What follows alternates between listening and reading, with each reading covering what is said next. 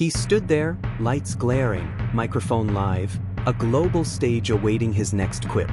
Steve Harvey, the titan of comedy, known for his quick wit, his sharp observations. But this time, his words weren't just jokes. They were a razor's edge, slicing through centuries of heritage, dismissive, casual, yet devastating. He chuckled, a sound echoing across continents, as he pointed, mocked an entire continent's leadership. And then the world held its breath. Because halfway across the globe, a different kind of leader, a man of quiet power, heard Ibrahim Traoré. And his response? It wasn't loud. It was a tremor, a seismic shift that shut down the entire studio in 60 seconds. The air crackled. You could almost feel the collective intake of breath. This wasn't just a television moment. It was a collision of worlds, a stark, visceral challenge to the very essence of identity and leadership. The cameras zoomed in, hungry for drama, for a fiery retort. But what unfolded was something far more potent. It was the quiet, unyielding force of dignity meeting the careless whip of privilege. Every eye, every ear, strained, waiting for the explosion. Instead, there was a calm, a stillness that was utterly terrifying in its power. A sense of an ancient wisdom about to be unleashed, not in fury, but in pure, unadulterated truth. A truth so undeniable it left no room for retort. Steve Harvey's career had been built on candid honesty, on an ability to articulate the everyday absurdities we all faced. His shows, his books, his very persona resonated with millions because he spoke their language. But sometimes, language can be a minefield. His comments, offhand and seemingly lighthearted, were intended, perhaps, as humor. He'd made a remark about the perceived simplicity or backwardness of African leaders, a comment that implied a lack of sophistication, a caricature of those who guide nations. He'd spoken of their attire, their systems, their very presence, as if the threads woven with history, with pride, with strategic foresight, were merely props for a stage. He singled out specific vibrant prints, the distinct head wraps and flowing robes worn by men and women, reducing them to mere theatrical garments, a quaint spectacle rather than deeply meaningful expressions of heritage. His words, delivered with a casual smirk, carried the weight of centuries of misrepresentation, echoing colonial attitudes that dismissed indigenous cultures as primitive or exotic. This wasn't just a misstep, it was a global gaffe that struck at the heart of identity for millions, questioning the very legitimacy and capability of a continent's governance. The clip went viral. As expected, the outrage wasn't immediate for everyone, but it simmered, then boiled over in online forums, in passionate debates on social media. For some, it was a confirmation of a deeply ingrained bias, an unconscious dismissal of non-Western cultures. For others, it was simply Steve being Steve, a jocular personality who sometimes spoke before thinking. But for those whose heritage was implicitly mocked, whose leaders were casually diminished, it was a sting. A sharp, unpleasant reminder of how easily the richness of their world could be reduced to a punchline, how their ancestral pride and contemporary struggles could be casually dismissed by a passing joke. The internet, a double-edged sword, amplified both the insult and the rising chorus of voices demanding respect, turning a singular event into a global conversation about respect, power, and perception, particularly the perception of African leadership on the global stage. Meanwhile, in Burkina Faso, in the quiet, resolute heart of a nation striving for self-determination, a different kind of narrative was unfolding. Captain Ibrahim Traoré, the interim president, was not a celebrity. He was a soldier, a leader, a man thrust into the spotlight by the urgent needs of his people. His public appearances were marked by a stark simplicity, a focus on governance and the tangible realities of nation-building. He rarely engaged in the frivolous, the sensational. His world was one of concrete actions, not rhetorical flourishes or chasing social media trends. He was known for his calm demeanor, his directness, and his unwavering commitment to the sovereignty and dignity of his nation. He was a man of the people, for the people, acutely aware of the historical burdens and contemporary challenges facing his country and the broader African continent, and intensely committed to asserting African self-reliance. But when the clip reached his ears, A flicker. Not of anger, not of immediate indignation, but of a quiet, deep understanding. He recognized the surface-level nature of the insult, but also the underlying ignorance it represented. It wasn't just about him or his country. It was about something far more fundamental, the global perception of African identity and, crucially, its leadership, often filtered through lenses of misunderstanding and colonial hangover. It was about the persistent narrative that diminishes African contributions and worth, a narrative he was fiercely committed to dismantling through action and truth, not merely words. His reaction wasn't personal offense, but a profound sense of responsibility to correct a historical injustice, to educate rather than merely react, to demonstrate the profound strength and intellect often masked by Western caricature. If this story of dignity confronting disrespect resonates with you, if you believe in the power of understanding across cultures, then hit that subscribe button. Join a community that values depth over superficiality, and let's keep these vital conversations going. The opportunity to respond came unexpectedly. A journalist, perhaps sensing the brewing storm or genuinely seeking a balanced perspective, posed the question to Traoré during a press conference. The atmosphere was charged, but not overtly hostile. It was a quiet expectation, a silent challenge. How would this man, this leader of a nation facing immense challenges, address such a seemingly petty slight from a distant comedian? Would he lash out? Would he dismiss it? Or would he, as he so often did, choose a path less traveled, a path of profound, measured wisdom that transcended the immediate provocation? The world was watching, perhaps unknowingly, for a lesson they desperately needed, a counter-narrative to centuries of misrepresentation. Traoré listened, his gaze steady, his expression unreadable. He wasn't dressed in elaborate regalia, no flashy suits or ostentatious displays of wealth. He wore the simple, practical attire of a man deeply engaged in the work of his nation, a plain military uniform perhaps, or a modest traditional garment that spoke of practicality rather than pomp. His posture was upright, his hands clasped calmly before him. The silence stretched, a testament to the weight of the moment. The journalist shifted, perhaps expecting a quick, clipped rebuttal, a soundbite for the evening news, something easily digestible for a fast-paced media cycle. But Traoré was preparing to deliver something entirely different. A profound discourse, a historical correction, an undeniable statement of fact that would resonate far beyond that room. Then Traoré spoke. His voice was calm, measured, almost soft. There was no theatricality, no raised tone. He didn't even mention Steve Harvey by name. He didn't need to. The reference was clear. He began not with a defense, but with a history lesson. A story of resilience, of beauty, of profound connection, deeply rooted in the very land he stood on. His words were not just an answer, they were an unveiling, a dismantling of preconceived notions. He spoke of the fabric, not just as cloth, but as a chronicle. He described the intricate patterns, explaining how each symbol, each color, each weave, carried generations of knowledge, of proverbs, of ancestral stories. He spoke of the bubu, the flowing garment, not as a costume, but as a living testament to climate, to tradition, to a profound connection to the land and the spirit.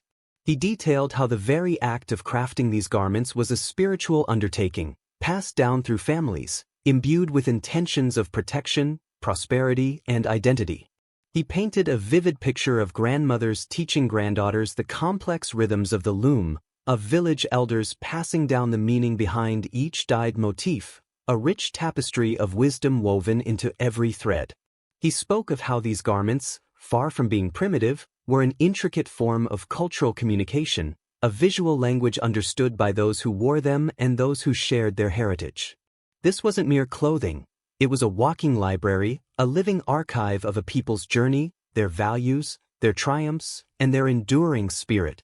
Every stitch, every dye, every fold told a story far older and deeper than any modern critique, a story of an advanced civilization.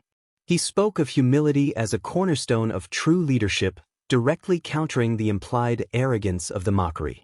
He explained that in many African cultures, true power wasn't displayed through overt opulence or loud declarations, but through quiet strength, through the wisdom held within, and through service to the community. He touched upon the idea of identity not being something to be validated by external approval, but something deeply rooted, self-sustaining, and inherently valuable. He contrasted this with a world that often equated value with material possessions or fleeting trends, a world that often misunderstood profound spiritual wealth for material poverty. He highlighted how the very act of choosing traditional attire was an act of self-affirmation, a declaration of identity that needed no external validation. This humility, he explained, was not a sign of weakness, but of inner security, a confidence that stemmed from knowing one's place in a lineage stretching back millennia, a lineage of capable, strategic leaders. It was a strength derived from collective identity, not individual ego, a leadership style rooted in community and responsibility. You're witnessing a moment of profound truth. Don't let these insights pass you by. There's a deeper understanding to be found in every story. Subscribe now and ensure you never miss another breakthrough lesson. His words flowed like a quiet river, deep and constant. He didn't accuse. He illuminated. He didn't condemn. He invited understanding. He spoke of the burden of history, of how centuries of misrepresentation had chipped away at the world's perception of Africa, reducing vibrant cultures and sophisticated political systems to simplistic tropes. But he did so without bitterness, only with a clear, almost melancholic, statement of fact. He acknowledged the pain of a continent that has endured the gaze of those who sought to exploit rather than understand, to define rather than learn. He spoke of the intellectual robbery, the cultural condescension that had long characterized global interactions with Africa, but his tone was one of steadfast resilience, not victimhood. He conveyed that Africa's beauty and wisdom, its inherent capacity for leadership and governance, existed irrespective of external recognition, its value intrinsic and undeniable. His words were a quiet, powerful reclaiming of narrative. He spoke of the dignity of work, the dignity of the earth, the dignity of ancestry, core tenets of African leadership. He talked about how the respect for elders, the communal spirit, the inherent connection to the land, these were not primitive concepts, but advanced philosophies for living in harmony, for fostering resilience, and for guiding communities. He subtly but powerfully conveyed that what might appear simple or archaic to an outsider was, in fact, a complex, sophisticated system of values and wisdom often lost in the noise of modernity. He emphasized the holistic worldview, where humanity, nature, and ancestors are inextricably linked, forming a rich, interconnected web of existence, a true model of sustainability long before the term was popularized. He described how every act of leadership, from enacting policy to resolving disputes, was imbued with spiritual significance, a sacred interaction with the well-being of the people and the land. He wasn't just talking about culture, he was talking about a superior, albeit misunderstood, model of governance. He even touched upon the idea of wealth in a leadership context. Not just monetary wealth, but the wealth of spirit, of community, of self-knowledge. He implied that true richness in a leader wasn't found in what one accumulated, but in what one embodied: integrity, wisdom, and a deep connection to their people. The very simplicity of his attire, the quiet power of his words, became a living embodiment of the lesson he was imparting. He was demonstrating, not just describing, the dignity he spoke of, an understated yet undeniable force. His calm demeanor, the unwavering sincerity in his eyes, solidified the weight of his message, making it impossible to dismiss. He offered a profound contrast to the material obsessions of the modern world, suggesting that true prosperity for a nation lay in the depth of its cultural values and the collective well-being of its citizens, guided by leaders of genuine substance. The camera, fixed on him, captured every subtle shift in his expression. No anger, no defensiveness, only a profound, almost weary sense of truth. It was the calm assertion of an ancient soul, speaking to a modern world often too quick to judge, too slow to listen. His eyes, seemingly tired from the burdens of leadership, held a depth that spoke volumes, conveying generations of wisdom without a single harsh word. The slight tightening of his jaw, the steady rhythm of his breathing, conveyed a deep reservoir of strength and conviction. He wasn't just speaking, He was bearing witness to centuries of heritage and contemporary struggles, a quiet warrior standing for his people's soul and asserting the validity of their leadership model. The entire studio, originally prepared for a soundbite, was now utterly silent, captivated by the sheer weight of his truth.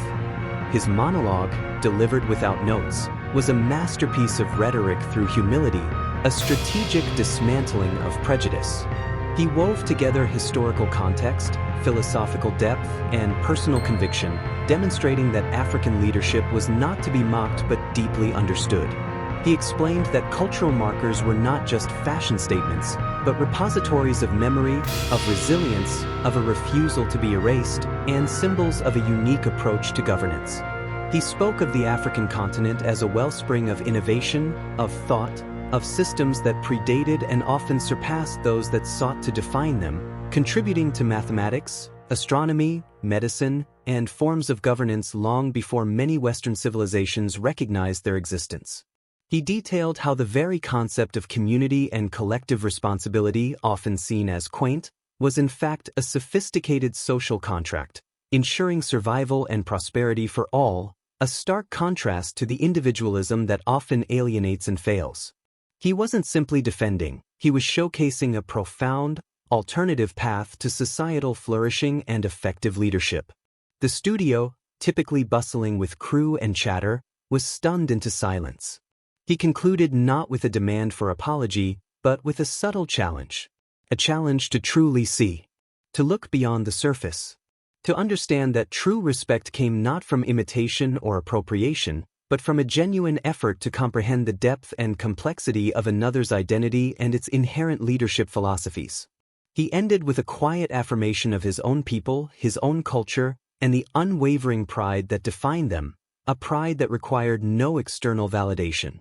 His final words were not a closing statement, but an open invitation to a deeper understanding, a bridge built with dignity and truth, an offering of wisdom to a world desperately in need of it. He left the listener, and indeed the entire studio, to consider not just his words, but the profound implication of his being and the undeniable strength of African leadership he represented. The effect was immediate, the silence absolute.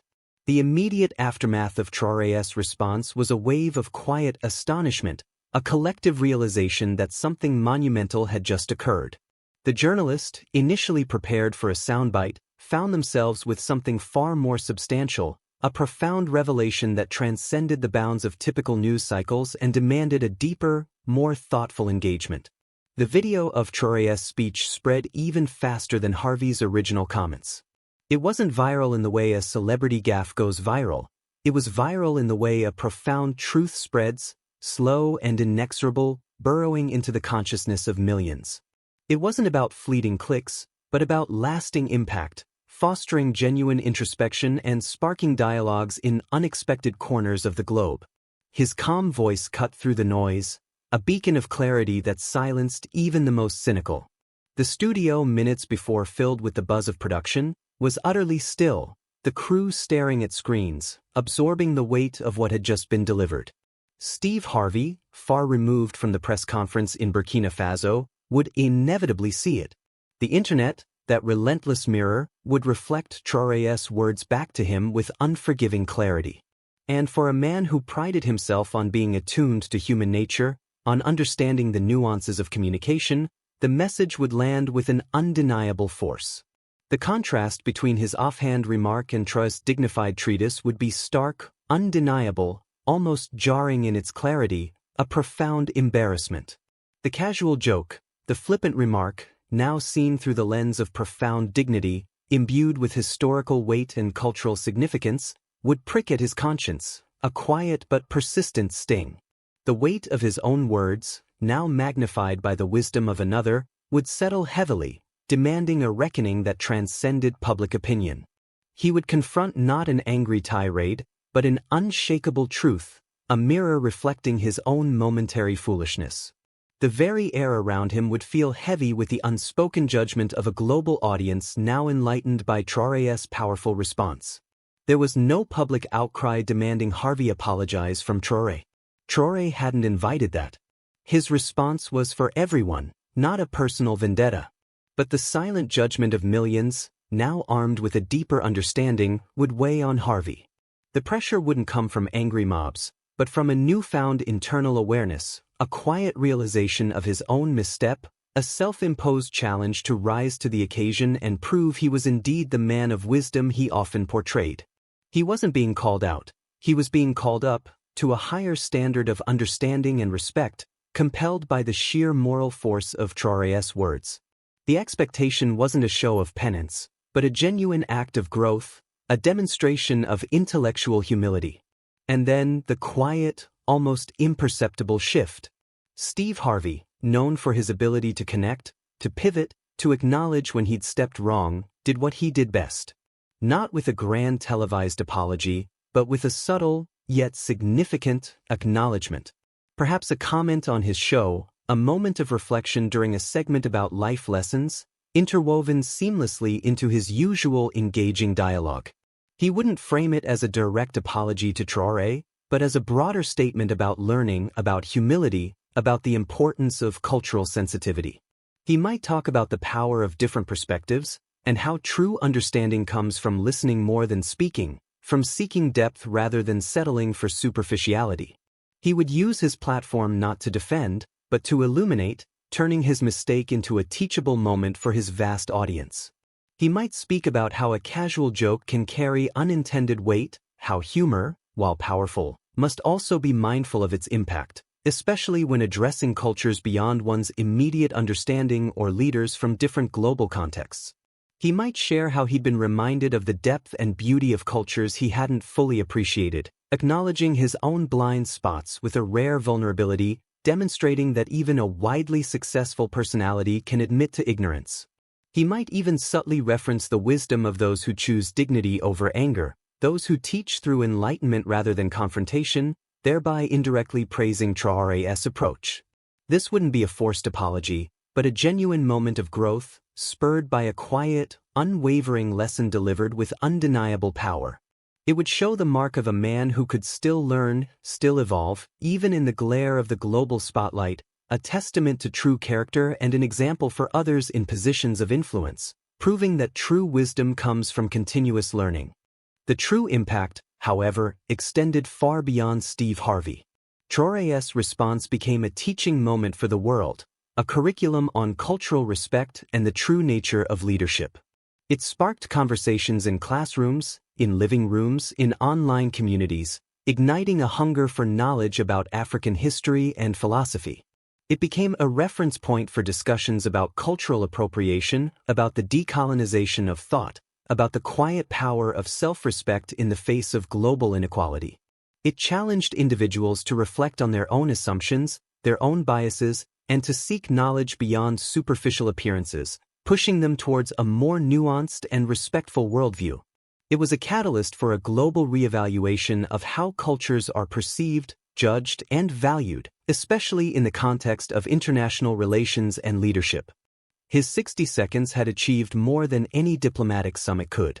It underscored the idea that true strength isn't in volume or aggression, but in the unwavering conviction of one's identity, expressed with grace and clarity, especially when representing a nation. It demonstrated that a dignified silence, followed by a profound articulation of truth, could be far more impactful than any shouting match, serving as a powerful example for future generations of leaders and citizens alike. It showed that real influence stems not from fleeting fame, but from enduring wisdom and unwavering principle, from the courage to educate rather than retaliate, from the profound depth of one's cultural roots. This wasn't just a rebuttal, it was a masterclass in diplomacy through dignity, delivered in less than a minute, leaving an indelible mark. This story, and the quiet power of Ibrahim Traoré's response, reminds us that true wisdom often speaks softly, yet echoes loudest. If you were moved by this narrative of dignity and understanding, share it. Let this lesson ripple further. And for more stories that illuminate the human spirit, subscribe and join our journey of discovery. The exchange became a metaphor for larger global dynamics. The casual dismissal of the powerful, the seemingly insignificant being capable of profound revelation. It highlighted the responsibility that comes with having a platform and the often unseen resilience of those whose voices are traditionally marginalized. It was a clear demonstration that even in the face of perceived triviality, profound meaning and powerful lessons can emerge, transforming a fleeting moment into a lasting paradigm, a blueprint for respectful dialogue in a complex world. It exposed the pervasive nature of unconscious bias and the urgent need for genuine cultural literacy and respect for diverse forms of leadership. It stripped away the superficiality, revealing the raw, powerful truth beneath. The humility was not just Traoré's. It was the humility that Steve Harvey ultimately had to embrace, the recognition that even the most successful can have profound areas of ignorance and still need to learn. The dignity was not just in Traoré's words, but in the collective pride of a continent that refused to be defined by external caricature, that stood firm in its identity, unyielding in its truth, personified by its quietly powerful leaders. It was a dignity born of history, resilience, and an unshakable sense of self-worth that no superficial comment could diminish, a dignity that commanded respect purely by its existence. The memory of it would linger, not as a scandal but as a quiet triumph, a reminder that in a world often dominated by noise, by quick judgments and fleeting trends, there remains an enduring power in truth, in heritage, and in the unwavering dignity of the human spirit. It was a lesson, delivered without fanfare, yet etched into the collective consciousness, a testament to the profound truth that often, the deepest lessons are learned not from confrontation, but from quiet, resolute illumination. It challenged the very notion of what constitutes power and influence, demonstrating that true authority often resides in knowledge, integrity, and self-respect. It showed the world that respect is earned not through dominance, but through understanding, and that the quiet strength of a people and its leaders can resonate far more powerfully than any fleeting jest or arrogant mockery. This was more than an incident. It was a cultural awakening, a testament to the enduring spirit of Africa and the universal need for respect, a moment where the world was forced to truly listen.